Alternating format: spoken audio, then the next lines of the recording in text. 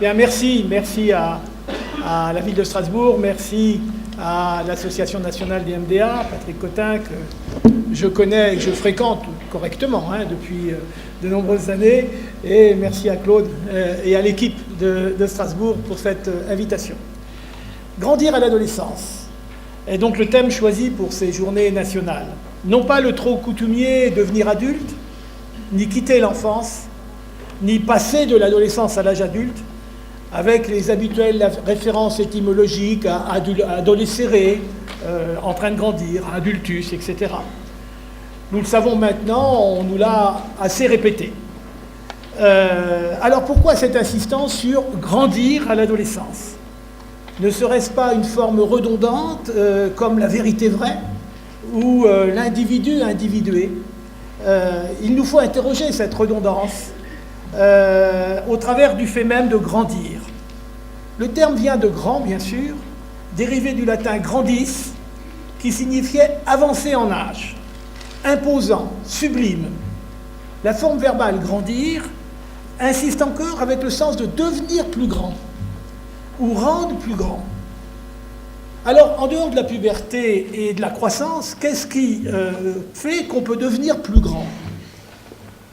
La construction de l'intimité, cet espace intérieur, lieu du familier, sanctuaire privé qui ne se donne pas à voir spontanément, mais qui en même temps s'offre à l'autre dans une intimité partagée, où chacun retrouve un sentiment de complétude, participe-t-elle du fait de grandir?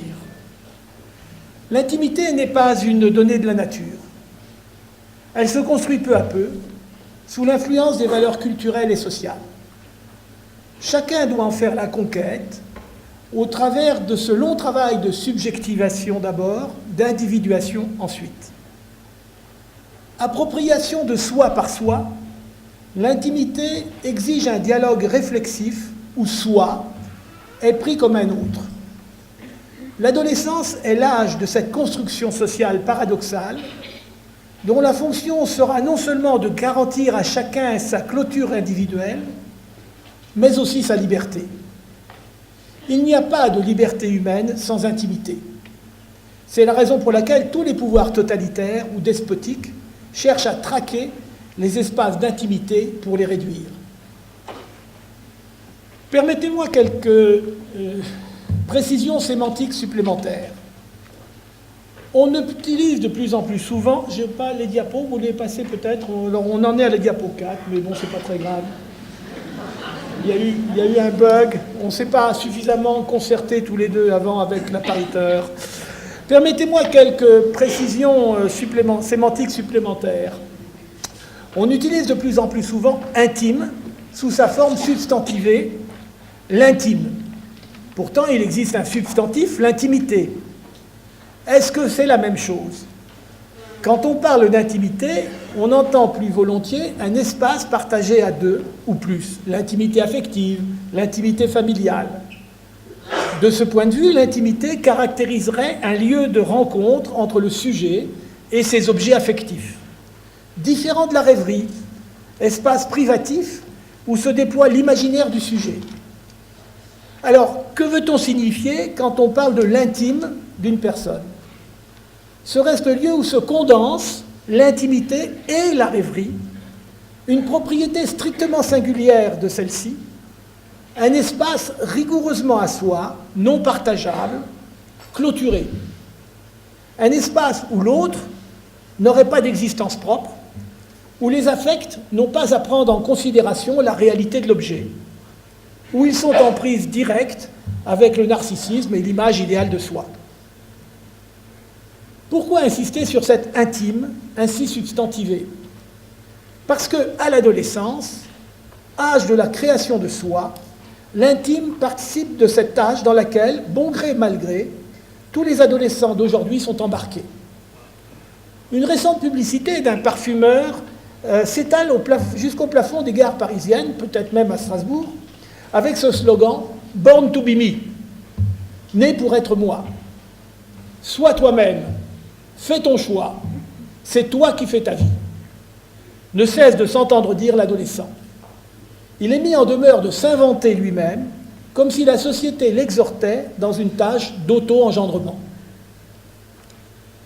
Mais à peine substantivée, l'expression intime se voit dotée d'un compagnon, l'extime, terme ancien que Serge Tisseron a remis à la mode. L'extime est-il l'antonyme de l'intime?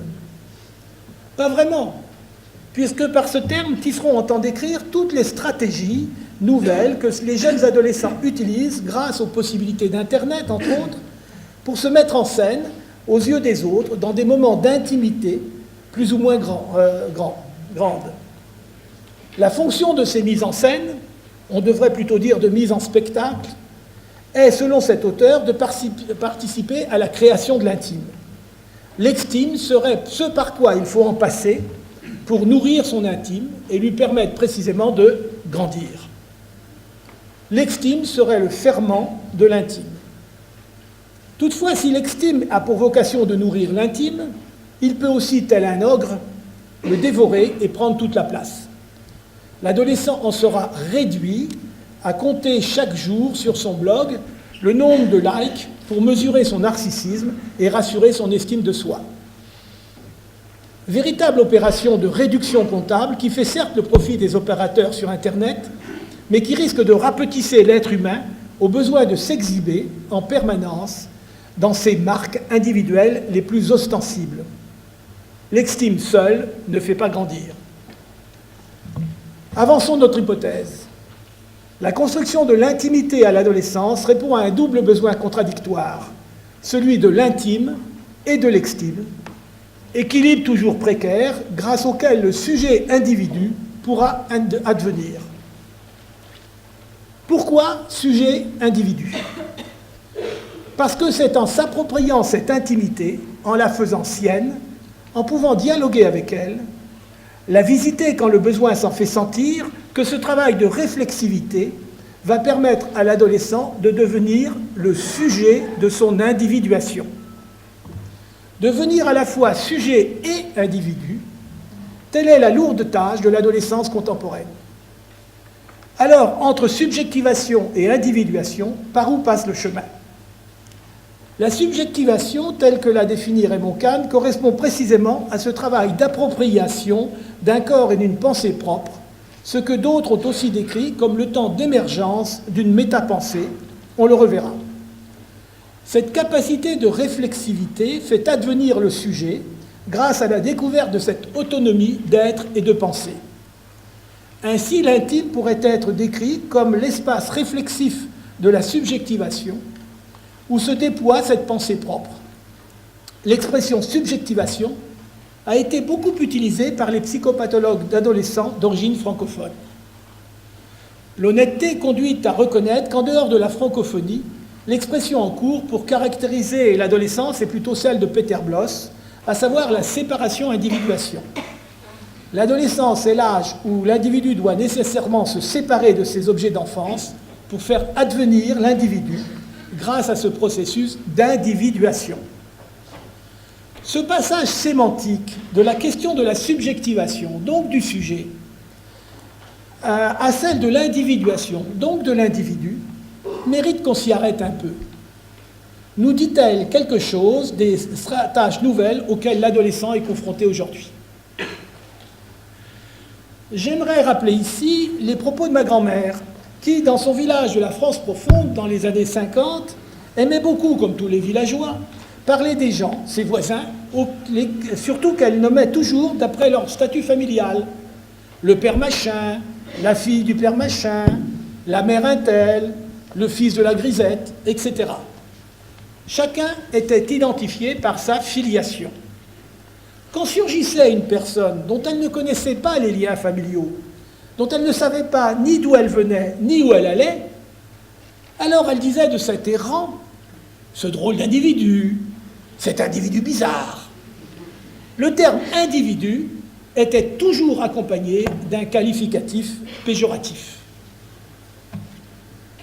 Le vocabulaire de philosophie d'André Lalande définit individu comme, je cite, un objet de pensée concret, déterminé, formant un tout reconnaissable et consistant en un réel donné par l'expérience.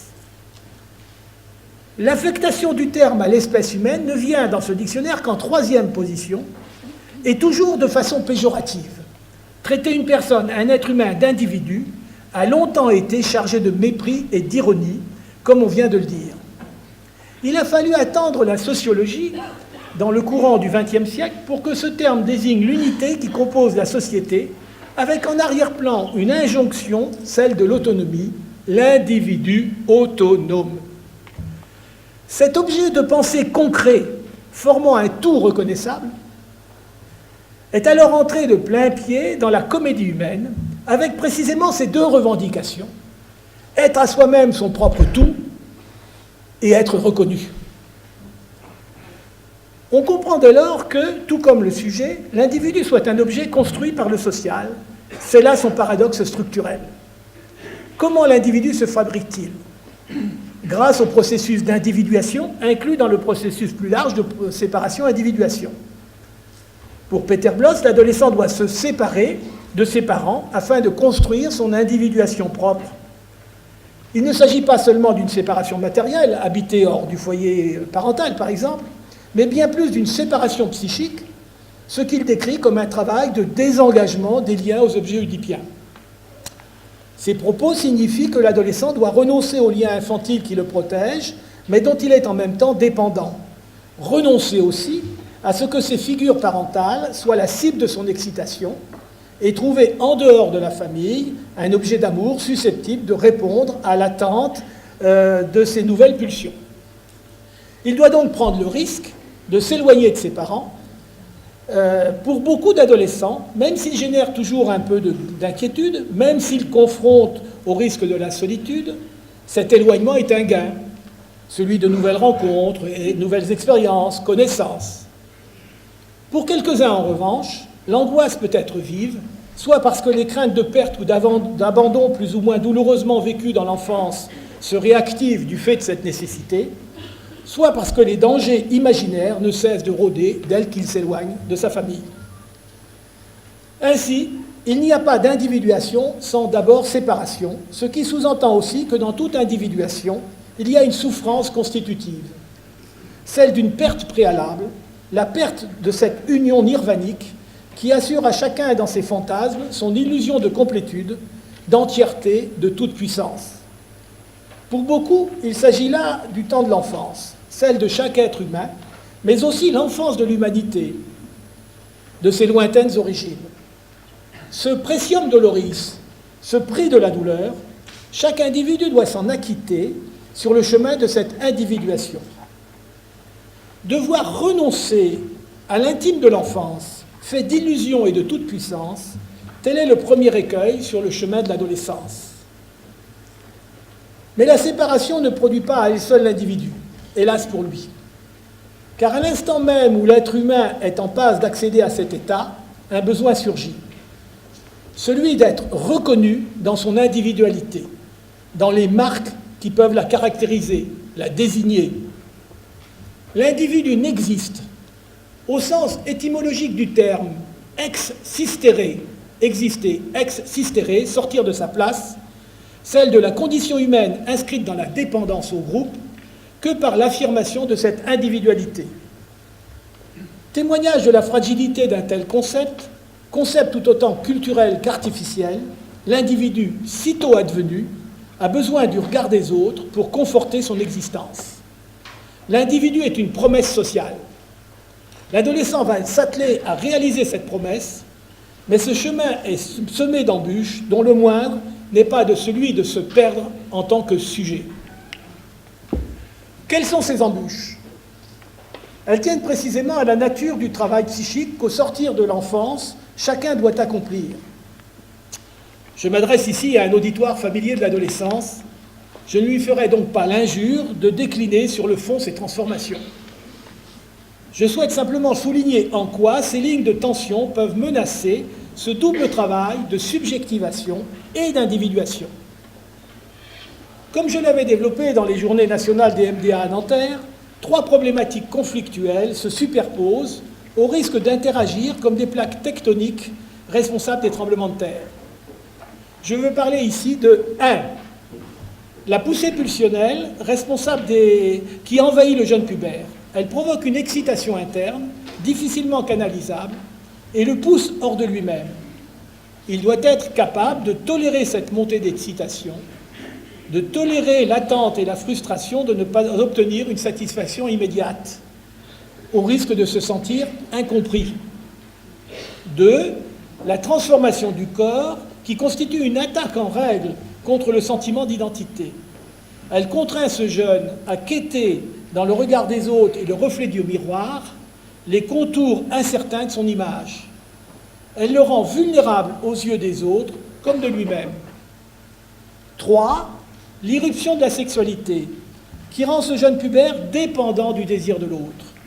Elle inscrit dans son corps l'absence, le manque, avec lequel il devra désormais s'accommoder. Au moment précis où il accède à la puissance orgasmique, l'adolescent doit accepter une forme d'impuissance, car la plénitude de sa jouissance dépend du bon vouloir d'un autre. On le perçoit, ces trois problématiques mettent en tension l'équilibre entre l'intérieur et l'extérieur, entre ce que Philippe Jamet avait appelé la réalité interne et la réalité externe, puis décrit comme un conflit narcissico-objectal caractéristique de cet âge. On dirait plus volontiers aujourd'hui un conflit entre intime et extime, avec, comme on le perçoit aisément, le risque d'un envahissement du premier par le second, en particulier sous l'impact de ces nouvelles technologies fascinantes et envahissantes. De plus, ces lignes de tension dépouillent littéralement le moi de l'enfant de ses attributs, laissant l'adolescent vide. Ce n'est pas un hasard si ce dernier se plaint souvent d'un sentiment de vide, ou si, autre stratégie, il passe son temps à tenter de se remplir, voire de se gaver, comme ils le disent complaisamment. Ce vide, conséquence de l'évacuation des objets de l'enfance, offre à l'adolescent un espace en attente, source à la fois d'enthousiasme, mais aussi de souffrance, devant cette solitude et cette impuissance relative. Il préfigure le lieu de son intimité et participe à cette création de soi qui est aujourd'hui la tâche à laquelle s'attellent tous les adolescents. Born to be me. Ce moi, ou plutôt ce soi, comme le décline la langue française, moi-même, toi-même, soi-même, c'est précisément l'espace de l'intimité dans laquelle l'adolescent veut se reconnaître et s'affirmer à ses propres yeux comme à ceux des autres. Il nous faut donc reprendre les rapports entre l'intime et l'extime pour mieux aborder la complexité de la construction de cette intimité à l'adolescence. L'intime d'abord. Vers 13-14 ans, l'adolescent se met non seulement à penser, cela il le fait depuis l'enfance, mais à penser sur ses pensées, ce qu'on appelle une métapensée. Il l'investit en tant que tel, le fait de penser. Pourquoi je pense à ça? Pourquoi je pense comme ça? Se demande-t-il. Il y a une dimension jubilatoire à cet exercice, car soudain, l'adolescent découvre cette jouissance à inventer un autre monde, un monde différent de celui de son enfance, un monde où tout est permis, comme l'écrit avec un mélange de stupeur et d'angoisse Dostoïevski. Accéder à cette pensée réflexive, c'est rompre les chaînes du surmoi de l'enfance. Libérer celui qui s'y risque des entraves dominées par la peur. Ce type de pensée installe l'être humain sur l'axe de la subjectivation pour en faire le sujet de sa propre pensée, de son propre désir, en bravant les interdits, la culpabilité et une partie du refoulement. La sexualité est bien évidemment l'aiguillon qui l'exhorte à sortir de sa cage oedipienne pour partir à l'aventure. Mais cette aventure est périlleuse, car la rencontre de l'autre est toujours incertaine et aléatoire. Les affects de peur, de honte ou de culpabilité, selon des proportions propres à chacun, y rôdent toujours. Mais par le travail de subjectivation, l'adolescent fait sienne cette fantasmagorie interne, il en devient le sujet et non pas l'objet. Cette libération ne se fait donc pas sans une pensée d'inquiétude, voire de franche angoisse. Le socle des évidences de l'enfance risque de vaciller. Car c'est aussi accéder à la relativité de toute pensée, au risque de se tromper, à l'acceptation de la différence des pensées et par conséquent au doute. Il faut renoncer à la toute-puissance de la pensée et du désir en acceptant que l'autre devienne une butée incontournable. Il y a souvent de la douleur à penser, ce que nombre d'adolescents évacuent au travers de cette réplique combinatoire « ça me prend la tête toutes ces questions ». Sous-entendu, mes certitudes, celles qui viennent de mon enfance, vacillent, je me sens en danger. Plus le narcissisme est fragile, plus le doute est intolérable, plus l'adolescent peut se détourner de ce douloureux travail de subjectivation, renonçant à cette pensée réflexive en la remplaçant par une constante revendication de reconnaissance, par une affirmation d'individualisme exacerbé. D'autant plus que, en se mettant à penser à ses pensées, l'adolescent se demande évidemment pourquoi il pense comme cela et pas autrement. D'où viennent ces CES pensées? Sont-elles vraiment ces SES pensées? Ou sont-elles introduites dans sa tête par un autre, surtout un de ses proches? C'est moi qui pense cela et personne d'autre que moi-même ne m'a mis cette pensée dans ma tête. Dans tout adolescent, il y a un philosophe solipsiste et paranoïde en sommeil. Se construire une pensée qui ne viendrait que de soi et pour soi, et dont toute trace d'altérité serait exclue. Surtout ne pas être contaminé par la pensée d'un autre. Ainsi s'ouvre un espace paranoïde de persécution. Dans toute adolescence, il y a un peu de paranoïa. Moins le travail de subjectivation est investi, plus le besoin de l'objet externe se fait persécuteur. Ce balancement entre le monde interne et le monde externe n'a rien de nouveau. Depuis des générations, bien des adolescents sont passés par là. Mais il y a 50 ou 100 ans, l'adolescence entendait dire que le monde n'a pas commencé avec lui, que pour penser correctement, il convient aussi de connaître la pensée des maîtres, et que s'appuyer sur eux est le meilleur moyen d'apporter sa pierre personnelle à l'édifice. En un mot, les liens sociaux ont existé avant lui. Il faut savoir non seulement s'en accommoder, mais aussi les utiliser pour avancer. De plus, la grande majorité des adolescents n'avaient qu'une connaissance limitée du monde, laquelle s'arrêtait aux bornes du groupe familial et social, du village où ils vivaient. Rester auprès de ses proches apparaissait comme une contrainte également protectrice. Aujourd'hui, avec Internet, chaque adolescent dispose du monde dans sa chambre, de la terre entière comme terrain de jeu et d'expérience. Il communique aux antipodes avec des amis qu'il n'a jamais rencontrés, mais avec lesquels il choisit de partager des idées, des goûts, des désirs, des ambitions, des croyances, des convictions, une révolte, de la violence, des fantasmes de destruction, etc. Ce choix, c'est lui qui le fait, pense-t-il. Ces idées ne proviennent ni de ses parents, ni de ses proches, ni de ses enseignants. Ce sont celles qu'il a trouvées, qu'il a ramassées seul sur Internet. Il est très difficile, en fait, de trouver une idée à l'intérieur de soi. Plus elle vient de loin, plus l'adolescent peut avoir l'illusion qu'il l'a trouvée, l'a créée, que c'est la sienne. Comme le monde externe ne cesse d'emplir ses yeux et de cogner à ses oreilles, il finira bien par ramasser sur Internet ce qui résonne dans ses fantasmes, les plus inconscients ou les plus archaïques. L'extime, donc. L'adolescent est pris d'une frénésie de découvrir ce qui l'attire pour mieux l'utiliser à son profit, afin de s'en nourrir et, si possible, de capter l'attention, la considération des autres, pour assurer son individuation. Quand, au seuil de l'entrée dans la société, l'adolescent découvre sa finitude et sa solitude, il est animé d'un double besoin contradictoire de partage et de différenciation. Pouvoir partager avec autrui une partie de ses sentiments, certes, mais en même temps se sentir reconnu dans sa singularité, dans son individualité. La recherche du partage l'occupe de longues heures. Si jadis elle se limitait à quelques amis de voisinage, quelques lettres ou coups de téléphone, et qu'elle se faisait toujours in vivo, en live, dirait-on aujourd'hui, elle est souvent virtuelle maintenant, et elle s'est démultipliée grâce à la technologie moderne. Elle n'a plus aucune limite matérielle. Moins l'espace de rêverie intime est investi, plus l'adolescent risque de s'accrocher à cette recherche, comme on vient de le voir. Quant au besoin d'affirmation de soi, il porte un nom, la créativité. Espace de récréation, ça devrait s'appeler espace de recréativité et de récréation, de recréation. Pour l'adolescent, comme pour tout individu d'ailleurs, l'acte créatif, celui dont il est l'auteur, signe sa singularité, son individualité. Il est au service de son narcissisme et de son estime du soi.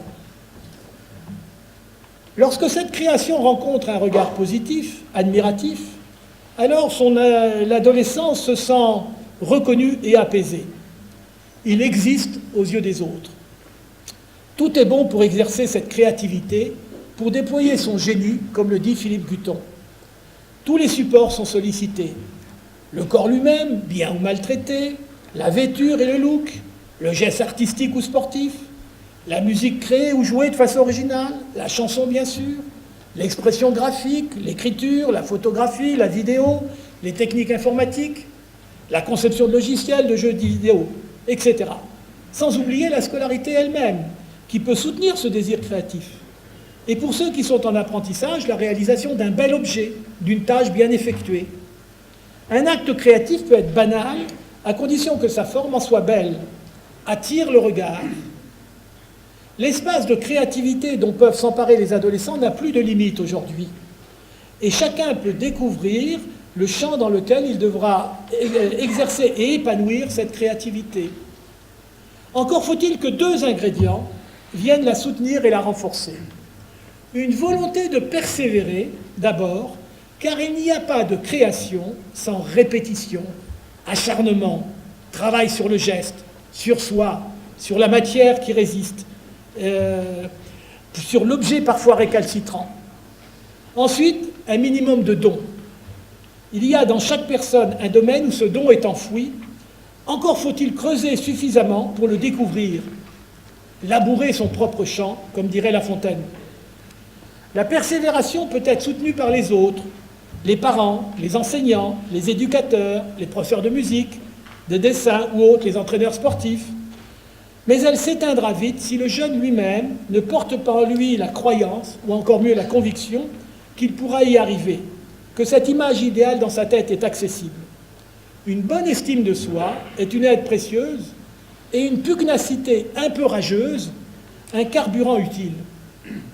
Il faut souhaiter à chaque adolescent qu'il puisse, au cours d'une rencontre jamais donnée à l'avance, mettre en relation son don et la situation ou l'objet qui y correspond. Alors, l'acte créatif peut advenir. L'extime se situe donc sur l'acte de l'individuation, dominé par le besoin de partage et de reconnaissance. Son mode d'expression privilégié est la revendication, celle de l'individu qui cherche à capter le regard d'autrui pour mieux conforter son narcissisme. La rage, état émotionnel caractérisant ce besoin, pousse l'individu hors de lui-même, mais sollicite aussi ce qu'il pourrait avoir de plus personnel, de plus secret, de plus caché, y compris à ses propres yeux, sa créativité. Débusquer ce trésor interne pour soigner ce besoin de reconnaissance occupera pendant plusieurs années l'adolescent, puis le jeune adulte. Car la rage est l'affect de l'individu, au service de ce besoin d'affirmation. Dans un ouvrage à paraître prochainement, « Avoir la rage », j'essaie de comprendre pourquoi cette expression « avoir la rage » devient un signe de ralliement générationnel. État bien connu des adolescents, ils s'en plaignent parfois, ils la revendiquent souvent. Ils clament leur rage, s'en parlent sur Internet, en font chansons, peintures, bandes dessinées, mises en scène diverses, du moins pour les plus doués. Souvent épargnés par la rage durant l'enfance, avec l'irruption de la puberté et de l'adolescence, la rage leur tombe dessus. Ils devront faire avec cet affect envahissant. Pourquoi ce surgissement à cet âge? Parce que la rage est le propre de l'individu. C'est l'état de tension antéobjectale, celui qui précède toute rencontre avec l'objet et qui caractérise la vulnérabilité narcissique dans ces moments de solitude et d'impuissance qui, précisément, accompagnent souvent l'adolescent, comme on l'a vu. Quelques mots sur cette notion de rage narcissique que deux auteurs ont beaucoup travaillé, Heinz Kohut et Otto Kernberg. Pour Kohut, celle-ci survient lors de la perte d'une relation d'emprise sur l'autre, marquée par un profond abattement et des sentiments de rage impuissante. Il en décrit diverses expressions cliniques, dont en particulier les moqueries incessantes, souvent de nature dévalorisante ou méprisante, lesquelles constituent un moyen d'exercer une pression sur l'autre.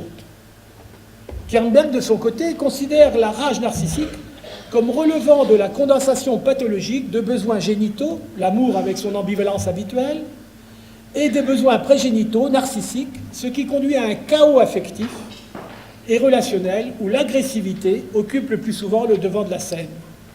La rage est l'expression de ce chaos au cours duquel l'individu se sent impuissant et incompris des autres, comme de lui-même. Cette rage surgit quand une frustration, un échec de l'emprise ou un sentiment d'impuissance se fait jour.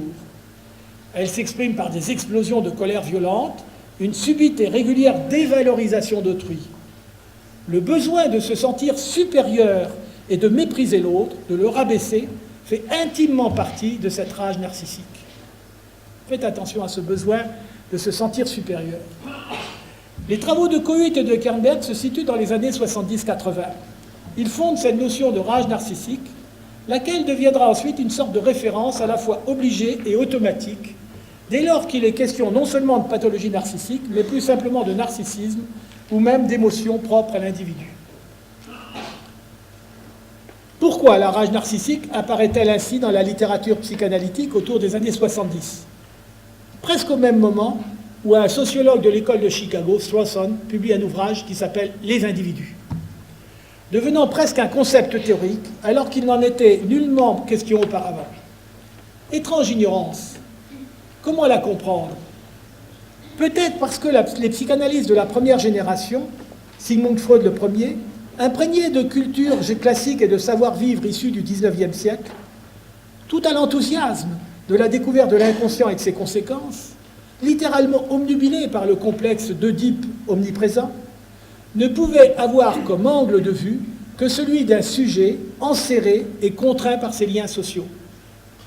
Sujet dont l'individualisme et l'individualité ne pouvaient s'exprimer. Pour le dire simplement, le sujet du XXe siècle débutant pouvait aimer ou haïr, il ne pouvait pas avoir la rage. Il faudra attendre les dernières années de ce même XXe siècle pour que la rage s'installe en majesté dans le fauteuil de l'individu et qu'elle en devienne sa maîtresse. Car la rage se répand exactement en même temps que le terme individu commence à s'appliquer à tout être humain.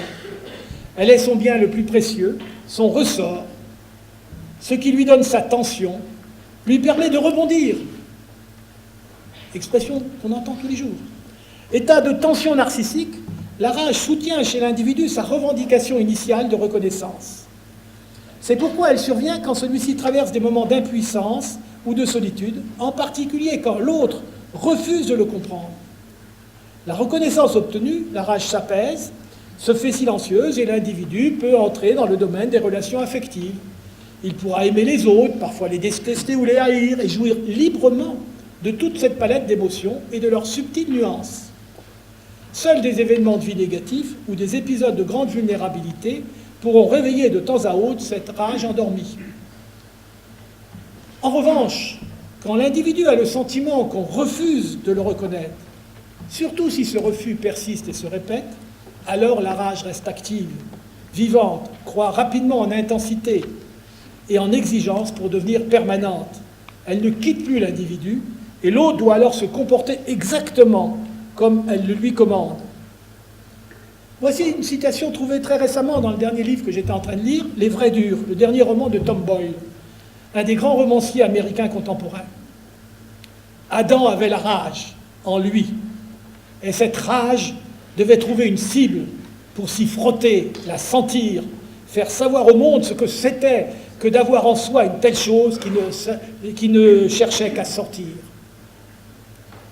Au passage, dans la littérature contemporaine, la rage est devenue un des ressorts principaux expliquant le comportement des divers personnages. Les écrivains s'en sont emparés avec une constance qui doit nous interroger. Revenons à l'adolescent. J'ai essayé de décrire l'intimité, construction qui caractérise le temps de l'adolescence, comme un entrelac où se tissent l'intime et l'extime. Reste à définir en quelle proportion. Si on pousse l'un comme l'autre à leur paroxysme, on dira ceci. Au plan des affects, L'intime, on l'a vu, est principalement habité par la peur et la culpabilité. Il s'inscrit fondamentalement dans la relation à l'autre, appartient au domaine des relations d'objets et pousse le sujet dans un rapport de type névrotique. Le sujet reste arrimé aux autres par son surmoi. L'extime est essentiellement habité par la rage. Il s'inscrit dans une relation à son propre idéal. Son but est de pourvoir le narcissisme. Il pousse l'individu dans une dépendance spéculaire à l'autre. L'individu est accroché à son image par son narcissisme. Le juste équilibre en proportion égale entre extime et intime offre certainement à l'adolescent la chance de devenir en même temps sujet et individu. Mais l'équilibre est chose instable, jamais définitivement acquise. D'autant que l'un comme l'autre, étant une construction sociale, les valeurs de la société y jouent un rôle loin d'être négligeable. Je terminerai donc par quelques considérations sociales, car me semble-t-il, les proportions respectives de l'intime et de l'extime sont en passe d'être profondément modifiées, ce qui n'est pas sans conséquence sur l'espace d'intimité que l'adolescent arrivera à se construire. Longtemps, l'être humain a été enserré dans les raies de ses relations sociales. Il devait s'y soumettre bon gré mal gré. Certes, la rigidité de ce système s'est peu à peu assouplie au cours des siècles, chaque génération gagnant sur la précédente un terrain nouveau. Mais il convient de reconnaître que ces contraintes se sont poursuivies pendant une grande partie du XXe siècle. Longtemps, la figure de la révolte a caractérisé les jeunes. Révoltés contre ce qu'on leur imposait ou leur interdisait dans des divers domaines de la vie, études, apparence physique, style de vie, métier et même vie amoureuse et sexuelle. Bien sûr, d'une famille à l'autre, l'espace de liberté et de choix dévolu à l'adolescent variait, mais il était bien rare qu'en un domaine ou un autre, l'imposition parentale ne pèse de tout son poids. L'intime constituait la propriété du sujet, l'espace où il pouvait se reconnaître, s'accorder toutes ses privautés et rêveries possibles. Le degré de la liberté interne variait selon la nouure de sa névrose. Quand le nœud n'était pas trop serré, quand il pouvait affronter ses craintes, ses interdits sur Moïque, l'intime devenait son refuge. Il pouvait y passer de longues heures, quitte à s'y ennuyer. L'ennui était d'ailleurs valorisé, érotisé même à la manière d'une rêverie romantique, où chaque sujet se découvrait dans l'intimité de son confessionnal. L'intime prenait la place du prêtre, et ce n'est pas un hasard si ce dernier passait beaucoup de temps à le traquer lors des confessions. Les institutions qui toutes s'organisent autour de secrets prônent la transparence de leurs membres et voudraient des êtres humains de cristal. Quoi qu'il en soit, longtemps dans l'intimité, l'intime a occupé presque toute la place, réduisant l'extime à la portion congrue. Les choses ont profondément changé. La figure de l'adolescence n'est plus celle de la révolte. Aujourd'hui, c'est la figure de la revendication, celle d'individus dont l'extime occupe le devant de la scène, menaçant l'existence de l'intime. Deux explications possibles à cette évolution: les conditions nouvelles de l'éducation et les techniques d'information et de communication. Depuis presque une cinquantaine d'années, je situe cela autour des années 70, les principes de l'éducation ont radicalement changé. Je serai évidemment très bref et un peu caricatural, mais je m'appuie sur mes travaux, sur l'autorité, sur le regard, l'obéissance et la séduction. Pour aller à l'essentiel, je dirais qu'aujourd'hui, le souci éducatif des parents est de faire en sorte que leur enfant parvienne à déployer au mieux son potentiel dans sa triple dimension cognitive, physique et affective, étant entendu que chaque enfant possède des particularités individuelles à nul autre identiques. Il s'agit de faire de chaque enfant un individu autonome, jouissant pleinement de toutes ses compétences et capacités. Pour les parents, l'éducation consiste donc à s'adapter aux besoins singuliers de cet enfant, précis, et beaucoup moins, comme par le passé, à lui transmettre les règles d'une bonne éducation, à faire en sorte qu'il soit bien élevé. Longtemps, les deux piliers de l'éducation furent l'interdit, ou l'obligation, et la menace, physique ou morale. Pour le dire de façon métapsychologique, l'éducation s'organisait autour de l'instance surmoïque. Aujourd'hui, les deux piliers privilégiés sont l'exhortation et la séduction. Exhorter l'enfant dès le plus jeune âge, de façon à ce qu'il exprime ses compétences, Séduire l'enfant pour obtenir ce que l'adulte aimerait qu'il fasse sans avoir à le contraindre.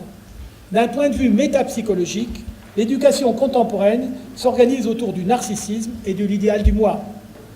Dès le plus jeune âge, chacun est invité à affirmer son individualité, à devenir un individu autonome. Ces conditions nouvelles modifient les rapports entre les diverses instances psychiques et, pour le dire de façon lapidaire, l'instance narcissique devient prévalente, là où jadis l'imposition surmoïque l'emportait.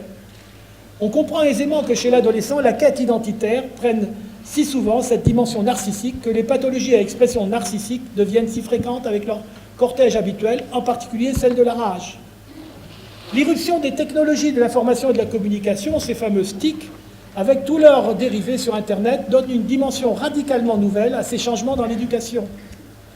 Si elles offrent une extraordinaire ouverture potentielle à chaque adolescent, qui voit ainsi la totalité du monde entrer dans sa chambre, elles peuvent aussi provoquer un vertige séducteur où chacun peut s'égarer. Quand le jeune adolescent curieux voyage sur Internet, il le fait souvent pour découvrir l'autre, le monde, l'étranger, la différence. Il y cherche aussi des stimulants à sa propre créativité, des sources d'inspiration. Internet offre une évidente possibilité d'enrichissement pour chaque adolescent. Néanmoins, on en connaît les dérives. Une des plus remarquables est celle d'avoir inventé une méthode infaillible pour mesurer le narcissisme, je l'ai déjà dit. Plus d'interrogation, la mesure est là. À ce jeu dangereux, l'intime risque d'être laminé au profit de l'extime envahissant, je l'ai déjà dit. Mais un autre danger guette, sur lequel je voudrais insister, celui dont l'adolescent qui a un narcissisme défaillant, se nourrir, je devrais plutôt dire se gaver, de tous les sites susceptibles de prouver sa supériorité sur l'autre. Quand un jeune part ainsi à la recherche de ce type d'indices, le piège risque d'autant plus de se refermer que la rage entretient cette quête. À titre d'exemple, l'intérêt pour les sites complotistes est soutenu par la conviction de connaître quelque chose que les autres ignorent. Ce savoir procure un sentiment de supériorité bénéfique quand l'estime de soi est défaillante et la rage peut enfin se tourner sur l'extérieur, vers l'objet à mordre. La quête de ces indices de supériorité risque d'envahir la vie de ce jeune, d'autant que tous ces sites développent des stratégies de séduction efficaces en flattant son narcissisme et en exacerbant son individualisme, caricature dévoyée de l'individu. Pourrais-tu conclure ? Je termine. Si jadis, certains jeunes se réfugiaient dans le monde imaginaire quand ils n'étaient pas satisfaits de la réalité, aujourd'hui, ces mêmes jeunes trouvent ce refuge dans le monde virtuel qui s'offre à eux et parfois les assaille. Ainsi, quand l'adolescent n'est pas capable de se débrancher, de renoncer à cette quête incessante, il risque d'appauvrir son intime, son intériorité de sujet et de se transformer en un pur extime, agité par les fils de ses tics, un individu marionnette dont l'individualisme est le paravent et la rage le carburant. Il faut donc permettre à l'adolescent d'acquérir la sagesse du débranchement, de développer une curiosité réflexive pour son intériorité et l'accompagner grâce à des offres de médiation dans la découverte de ce qui est en lui, ce dont il ne demande qu'à grandir. Ça me semble-t-il l'essence même du travail qui est fait dans les maisons d'adolescents. Pour conclure, ça chauffe. Je me permettrai une définition toute personnelle de grandir. Grandir, c'est accepter l'idée de devoir renoncer tout en conservant le désir d'entreprendre. Le cynique, fort de son renoncement, disqualifie toute forme d'entreprise. Là où l'hyperactif, incapable de renoncer, se disperse dans des entreprises brouillonnes.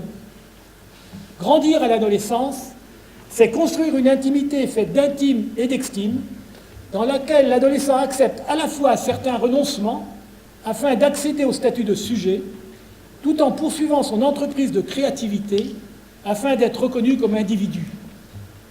Grandir permet ainsi de devenir non pas objet de l'individualisme, mais bien sujet de sa propre individuation, ce qui en fera à la fois un sujet capable de se réfléchir et un individu capable de s'affirmer.